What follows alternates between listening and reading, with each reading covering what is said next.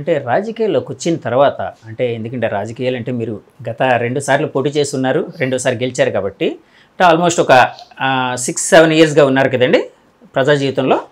9 years 9 years 9 years 2015 నుంచి 2015లో వచ్చారు. So 2019 ఎలక్షన్స్లో పోటీ చేసి ఓడిపోయారు. సో గెలుపు ఓటములు అనేవి అంటే సర్వసాధారణం రాజకీయాల్లోని. అలాగే ఎమోషనల్గా కొన్నిసార్లు బెండ్ అవ్వచ్చు, కొన్నిసార్లు నుంచి ఇబ్బంది పడే పరిస్థితులు రావచ్చు, ఒకసారి హైపర్గా ఉండొచ్చు, ఇలాంటివన్నీ పరిస్థితులు ఉంటాయి కదండి. సో ఎప్పుడైనా రాజకీయాల్లోకి ఎందుకు వచ్చాము అని బాధపడ్డ సందర్భాలు ఏమైనా ఉన్నాయండి? మొదటి ఓటమి తర్వాత ఒక విషయంలో బాధపడ్డాను. గౌతు కుటుంబానికి 3వ జనరేషన్ ద్వారా నా ద్వారా మొదటి ఓటమి అది. తాతయ్య గారు 5 సార్లు ఎమ్మెల్యేగా గెలిచారు, ఒకసారి ఎంపీగా గెలిచి రంగా గారిని గెలిపించుకొని ఆయన అది గౌతు లచ్చన్న గారు ద గ్రేట్. నాన్నగారు 6వసారి ఓడిపోయారు, 7వసారి మళ్ళీ అంటే ఎమ్మెల్యే గెలిచారు. వాళ్ళకి ఎవరికి ఓటమి అనేది మొదట్లో రాలా. నా జీవితంలో మొదటి ఓటమి గౌతు కుటుంబానికి 3వ తరానికి నుంచి నా మొదటి ఓటమి వచ్చిందని బాధపడ్డాను. ఇక మరి అంటే కన్నీళ్ళు తెచ్చుకున్న సందర్భం ఏంటంటే ఓడిపోయిన తర్వాత మీరు అన్నారే ఓటమి గెలుపులు రాజకీయ జీవితంలో సమానం, ప్రజల్లో ఉండడం మనకి ముఖ్యమని తాతగారు నాన్నగారు నేర్పించే పంపించారు కాబట్టి కొంచెం బాధపడ్డా. మళ్ళీ నార్మల్ స్ట్రీమింగ్ లోకి వచ్చాం. ఈ లోపల కరోనా వచ్చి ఒక 3-4 months అందరికి రాజకీయ ప్రజా జీవితానికి దూరం చేసింది. అప్పల్ రాజు గారు ఎప్పుడైతే సోషల్ మీడియాలో అగౌరవించడం వేరు, విమర్శ చేయడం వేరండి. చాలా మందికి ఆ రెండింటి డిఫరెన్స్ తెలియట్లేదు. విమర్శకి నేను చాలా ఫస్ట్ ముందుంటా, విమర్శకి చాలా ధీటుగా సమాధానం చెప్తా. ఎందుకంటే అది తప్పై ఉంటే నిజంగా నేను చేసుంటే యాక్సెప్ట్ చేస్తాను, దిద్దుకుంటాను. తప్పు కాకపోతే అవతల వాళ్ళని ధీటుగా ఎదుర్కొనే తత్వం నాది. విమర్శించుకోవడం రాజకీయ పార్టీలు మేము అదే అడుగుతున్నాం. సపోజ్ నేను గాని నా తండ్రి గారు గాని ఏదైనా మాట ఇచ్చి నెరవేర్చకపోతే, అమ్మ శిరీషమ్మ మీ నాన్న ఇలా అన్నారు ఏంటి సమాధానం అంటే తప్పుంటే ఒప్పుకునేదాన్ని, లేదా ఇంకొంచెం టైం. అలాగా విమర్శల్ని నేను చాలా ఆహ్వానిస్తాను, కానీ అగౌరవం కూడా కాదు, అసభ్యం అశ్లీలంగా. నా దగ్గర ఇవాళే మార్నింగ్ కోర్టుకు వెళ్ళాను సబ్మిట్ చేయడానికి. మీరు ఒక్కసారి ఆ సోషల్ మీడియాలో ది గ్రేట్ తాజా మాజీ మంత్రి అప్పల్ రాజు గారు ఆయన ఎన్ని ఫేక్ అకౌంట్స్ తో ఉన్నాయి కూడా, అకౌంట్స్ తో కూడా నేను కంప్లైంట్ ఇచ్చాను. 35 ఫేక్ అకౌంట్స్ తోని అసభ్యంగా. అంటే ఒక ఆడపిల్లగా నేను ఎప్పుడు వినని భాష, ఎప్పుడు అసలు నేను ఎదుర్కొంటానన్న భాషలో ఆయన నన్ను ఇబ్బంది పెట్టినప్పుడు మొదటిసారి కన్నీళ్ళు పెట్టుకుని సమాధానం. ఎందుకు రాజకీయాలు ఎంత భయంకరంగా ఉన్నాయి, వెళ్ళిపోదాం అనుకున్న ఇది కూడా నేను ఫీల్ అయ్యాను. నాన్నగారు కూడా సరే సార్కు మాట చెప్పాలి కదా, సడన్ గా వదిలేయకూడదు, ఇంకొకరిని ఎత్తుక్కుంటారు, ఒక 2 months లోనే పెట్టాను కూడా. అంటే నా బాధ భరించలేక ఆ భాష చూసి 6 సార్లు ఎమ్మెల్యేగా పనిచేసిన గౌతు శివాజీ గారికి, లచ్చన గారి మనవరాలికి వాళ్ళ స్వస్థలంలోనే ఇలాంటి పరిస్థితి వస్తుందని ఊహించలేదని బాధపడి వదిలేయమన్న సంఘటన కూడా జరిగింది. అయితే అప్పల్ రాజు గారు నా పరిధి దాటి, నా తండ్రి పరిధి దాటి, అసలు నా రాజకీయ జీవితానికి నా తాలూకా పార్టీకి ఏమాత్రం సంబంధం లేని స్వతంత్ర సమరయోధులైన గౌతు లచ్చన గారి మీద కూడా దాడి మొదలు పెట్టాడు. ఎందుకు? అప్పల్ రాజు ఒక సైకోపాత్ అనుకోవాలండి. ఎందుకంటే ఏ రోజైనా గౌతు కుటుంబం అన్నది ఆయనకి డేంజరే. సరే ఆ రోజు ఒక వేవ్లో ఆయన గెలిచాడు, శిరీష ఓడిపోయింది, కానీ ఈ అమ్మాయి ఇక్కడ కానీ ఉంటే ఖచ్చితంగా మళ్ళీ ఆ అమ్మాయి గెలుస్తుందన్న భయంతో నా బ్రాండ్ నేమ్ ఎవరు? లచ్చన గారు. లచ్చన గారి తాలూకా ఆయన తాలూకా ఐడెంటిటీనే నాశనం చేయడానికి ట్రై చేశాడు. అసలు గౌతు లచ్చన గారు ఒక స్వతంత్ర సమరయోధులు కాదు, ఆయనని అసలు స్వతంత్ర సమరయోధులు కాదని ప్రూవ్ చేయడానికి ఆయన విగ్రహాలు తీసేస్తానని తప్పుడు మాటలతో. దెన్ ఐ డిసైడెడ్, నాకు ఇంకొక పిల్లర్ నా హస్బెండ్ తో పాటు మా అమ్మ, ఆమె కడప జిల్లా నుంచి వచ్చింది. ఎక్కడో దగ్గర ఆ జీన్స్ ఉంటాయి కదా. నువ్వు ఈ రోజు రాజకీయాల నుంచి బయటికి వెళ్ళిపోతే గౌతు శిరీష వెళ్ళిపోయిందంటారు, గౌతు లచ్చన మనవరాలు భయపడి పారిపోయిందంటారు. ఎవడో ఒక వెధవ గాలికి ఎగురుకొచ్చి ఎమ్మెల్యే అయినంత మాత్రాన కొన్ని వీధి కుక్కలతో అర్పిస్తుంటే నువ్వు భయపడిపోవాలా అని ఒక మోటివేషనల్. నిజంగా ఆ స్టేజ్ లో ఉన్న ఐదర్ ఇట్స్ ఏ ఫీమేల్ గాని మేల్ గాని కుటుంబం తాలూకు సపోర్ట్ లేకపోతే ముందుకు రాలేరండి. ఇటు నా భర్త గాని, నా తల్లిదండ్రులు గాని, నా అత్తమామలు గాని ధైర్యంగా ఉండు, లెటస్ ప్రొసీడ్ అన్నప్పుడు ఐ డిసైడెడ్ ఈ అప్పల్ రాజు గారి సంగతి చూద్దాం. ఎందుకంటే బేసిక్ మినిమం వాల్యూస్ పాటించట్లేదు. శ్రీకాకుళం జిల్లాలో ధర్మాన్ గారు ఉన్నారు, ధర్మాన సోదరులు ఉన్నారు. ఈయన తమ్మినేని సీతారాం గారు ఉన్నారు, మా పార్టీలో ఉన్నప్పుడు ఆయనతో నాకు పరిచయం, ఈ రోజుకి కనిపిస్తే మామయ్య అనే పిలుస్తాను. అలాగే కళావతి గారు ఉన్నారు, చాలా మంది పెద్దలు ఉన్నారు. ఎవ్వరు కూడా వాళ్ళ పరిధులు దాటి అవతల వాళ్ళ మీద, ముఖ్యంగా సర్దార్ గౌతులచ్చన గారిని అనే అంత ధైర్యం ఎవరు చేయలేదు, ఈ నీచమైన అప్పలరాజు తప్పితే. సో అలాంటివన్నీ నేను వదిలేస్తే Palasa will be in the danger, I understood. So పోరాటం చేస్తాను, పోరాటానికి నాకు ప్రజలు అండగా ఉన్నారు, నా పార్టీ అండగా ఉంది, నా కుటుంబం నాకు ధైర్యం ఇస్తుందని, కాబట్టి I decided to fight with Appalaraju గారు. కానీ మీరు అన్నారే ఆ టైంలో మాత్రం ఆ కమెంట్స్, ఆ సోషల్ మీడియాలో అంత అశ్లీల అసభ్యమైన మార్ఫింగ్ ఫోటోలు చూసి మాత్రం అనవసరంగా వచ్చాను రాజకీయాల్లో కానీ బాధపడిన రోజులు ఉన్నాయి. మేడం, అంటే సోషల్ మీడియా విషయానికి వచ్చినప్పటికీ అంటే చాలాసార్లు అంటే మహిళలు ఎక్కువగా దానికి గురవుతూ ఉంటారు, అంటే సోషల్ మీడియా హెరాస్మెంట్కి. అలాగే ఇప్పుడు మగవాళ్ళు కూడా అంటే వీళ్ళు వాళ్ళని కాదు, రకరకాలుగా ట్రోల్ చేస్తూ ఉంటారు, రకరకాలుగా. ఈ మధ్య ఒక ఇష్యూ కూడా జరిగింది కదండి, హీరో సాయిధరం తేజ్ స్పందించి ఆ ఇష్యూ మీద, అంటే ఒక వీడియోలో ఒక ఫారినర్ ఒక కూతురు వయసు ఒక చిన్న పాపతో మాట్లాడుతూ ఒక చిన్న వీడియో చేసిన దాన్ని కొంతమంది ట్రోలర్స్ అసభ్య పదజాలంతో ట్రోల్ చేయడం, అది అనుకోకుండా హీరో సాయిధరం తేజ్ చూసి దాన్ని వెంటనే మన సీఎం గారు చంద్రబాబు గారికి, అలాగే మన హోమ్ మినిస్టర్ గారికి, అలాగే తెలంగాణ సీఎం గారికి, తెలంగాణ హోమ్ మినిస్టర్ గారికి ట్యాగ్ చేసి వీళ్ళ మీద చర్యలు తీసుకోండి అనడం. నాకు తెలిసి ఇందాకే నేను చూశాను, అందులో ఒక వ్యక్తిని అరెస్ట్ చేసినట్టు కొంత సమాచారం కూడా ఉంది. అంటే ఇలాగా ఈ ట్రోలింగ్ కానీ ఇలాంటివి కానీ చాలా ఎక్కువగా గురవుతూ ఉంటారు జనాలు. అందులో రాజకీయాల్లో ఉండేవాళ్ళు ఇంకా ఎక్కువగా సఫర్ అవుతూ ఉంటారు. సో అంటే ఇలాంటి అంటే ఒకప్పుడు రాజకీయాలు అనేవి అంటే ఇప్పుడు మీ ఫాదర్ కానీ మీ తాతయ్య గారు కానీ అంటే పాత తరం వాళ్ళని ఎవరిని అడిగినా కూడా రాజకీయాలు, అప్పుడు రాజకీయాలు అంటే ఒక గోల్డెన్ డేస్ అన్నట్టు చెప్తూ ఉంటారు.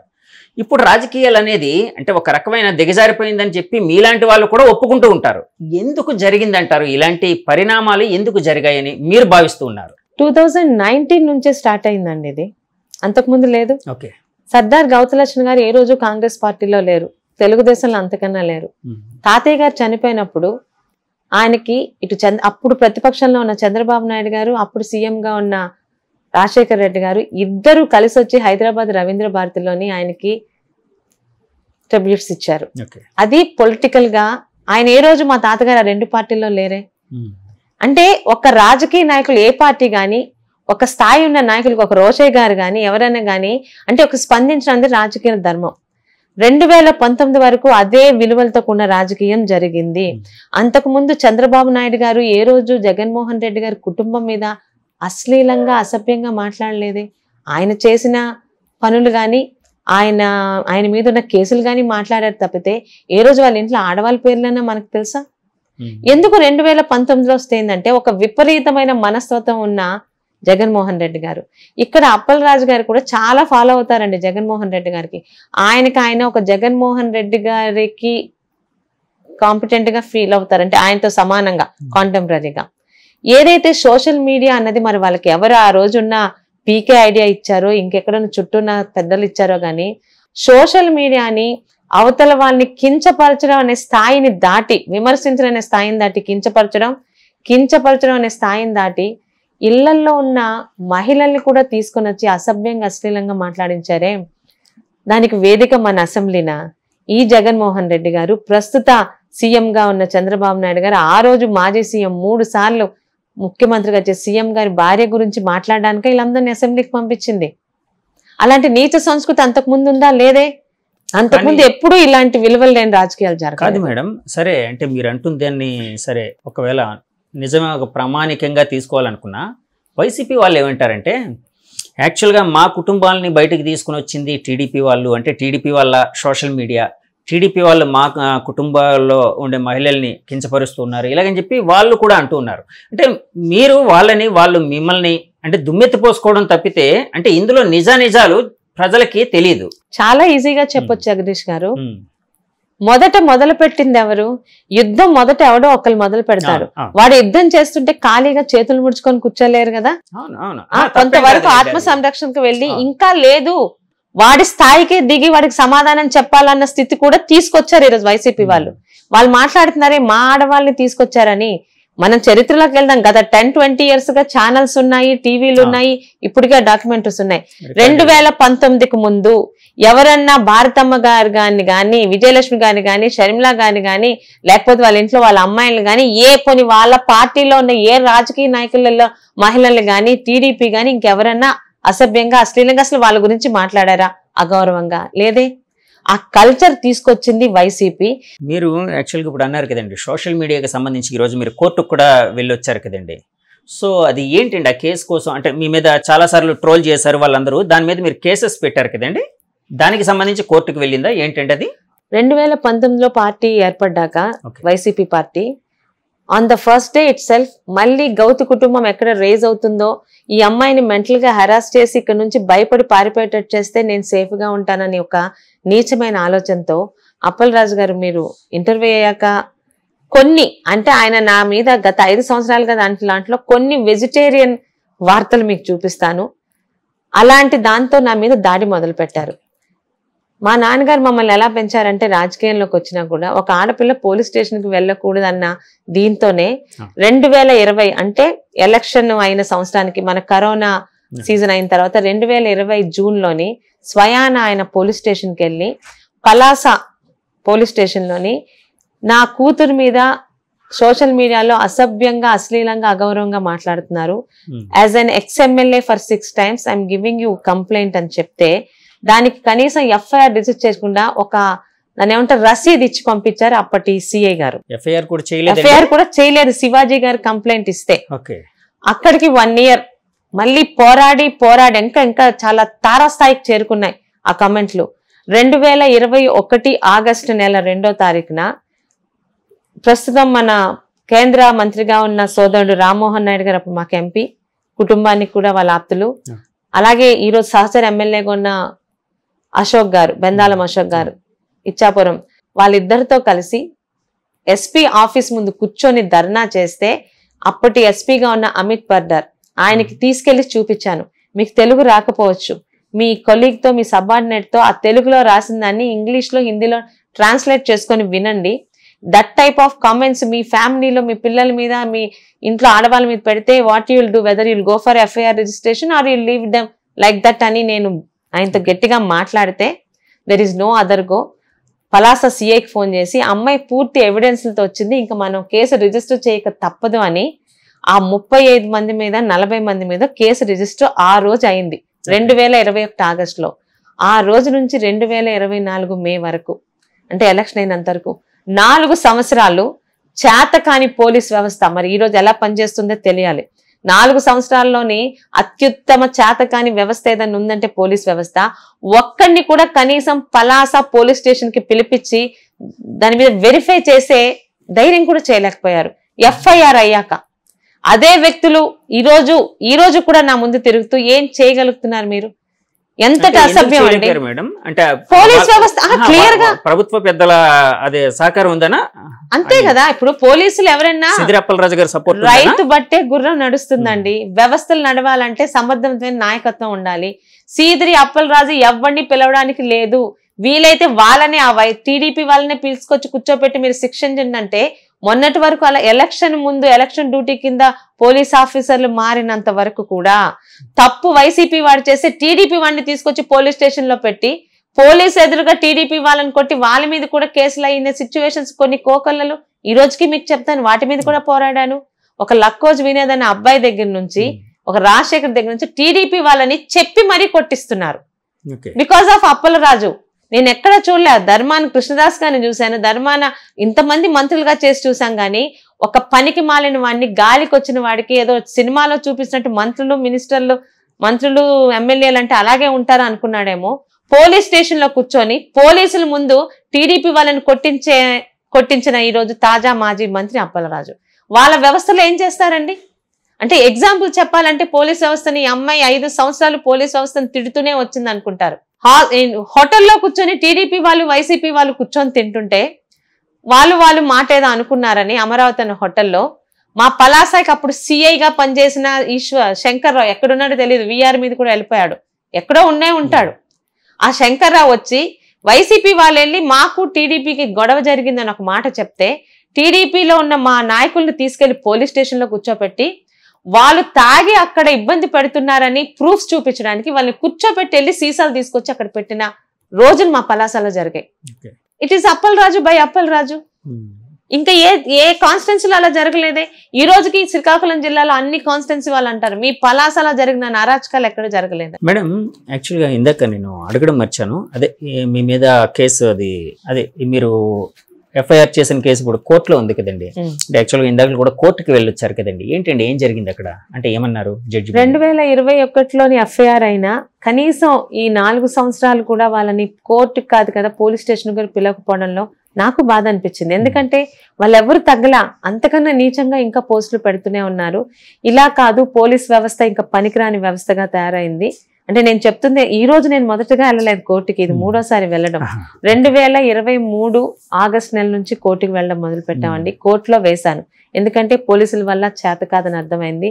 నేనే ఒక ఇండిపెండెంట్ ఉమెన్ గా citizen of India, I have every right. నన్ను అత్యంత నీచంగా అత్యంత అసభ్యంగా మాట్లాడే వాళ్ళని కోర్టు ద్వారా న్యాయస్థానాల ద్వారా వాళ్ళని శిక్షించాలని, అది శిక్ష చిన్నదవ్వచ్చు పెద్దదవచ్చు, కనీసం వాళ్ళు కోర్టుకు వచ్చి 10 మంది ముందు ఇగో ఇలా ఈ వ్యక్తి పలానా అమ్మాయి మీద తప్పుడుగా మాట్లాడుతున్నారు 10 మంది ముందు అనగలిగితే వాళ్ళకి కొంచెమైన సిగ్గన్నా వస్తుందని ఒక ఎయిమ్తోని నేను కోర్టుకు వెళ్ళాను. నా కుటుంబం నాకు సహకరించింది.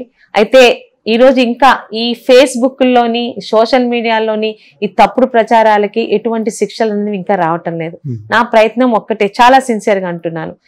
నా గురించి అని కాదు, కొన్ని వందల మంది ముఖ్యంగా వైసీపీ దాటికి TDP at the same time Janasena ఆడపిల్లలు చాలా మంది ట్రోలింగ్ గురయ్యారు.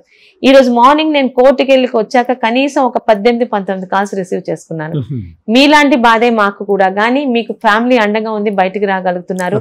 ఇంట్లో వాళ్ళు ఎందుకు సమాజంలో మన పరువు పోతుందంటే ఇంట్లో ఉన్నాము, కనీసం మీరన్నా సక్సెస్ అయితే బాగుంటుంది అని చెప్పి ఒక చట్టం రావాలండి. ఈ రోజు మనం చట్టాలని నిర్ణయించే స్థాయిలో ఉన్నాం. ఈ రోజు ఎన్డీఏ పార్టీ, నేనున్న తెలుగుదేశం పార్టీ అధికారంలో ఉంది. ముఖ్యంగా నాకన్నా ఇంకా ఎక్కువగా ట్రోలింగ్ కి గురైన అనిత గారు ఈరోజు స్వయాన హోంమంత్రిగా ఉన్నారు. అలాగే లోకేష్ గారి యువగలం పాదయాత్రలో ప్రతి దగ్గర మహిళలతో ఆయన ఒక మాట చెప్పారు, మీ సోదరుడిగా నా తల్లికి గాని ఎంతో మంది ఆడపిల్లలకు గాని ఈ రోజు జరుగుతున్న ఈ ట్రోలింగ్ భవిష్యత్తులో జరగనీయకుండా నేను జాగ్రత్తలు తీసుకుంటాను, చట్టాన్ని చేస్తాను అని. వీళ్ళిద్దరి మీద నమ్మకం ఉంది. ఒక్కసారి నా బాధను రిమైండ్ చేస్తూ చట్టాలు రావాలి. ఒక్క చట్టమైనా, పనిష్మెంట్ ఏదని అడగట్లేదు.